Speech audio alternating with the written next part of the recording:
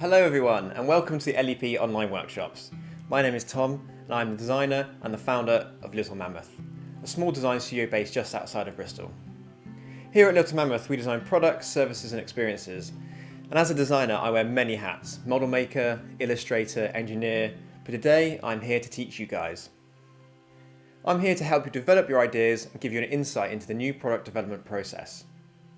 Together we'll transform your concepts, complete your workbooks and hopefully give you the chance to snap up the Longitude Explorer Prize. This session will be concentrating on the concept development phase.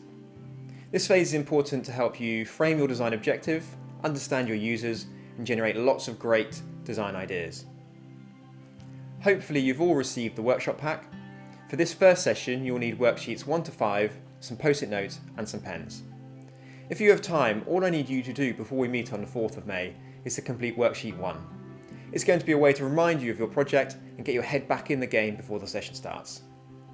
Hopefully this all makes sense. If you have any questions, please pass them on to your teacher or your supervisor and we can get them answered before the session starts. All that's left for me to say is I look forward to seeing you all on Monday. See you then. Bye bye.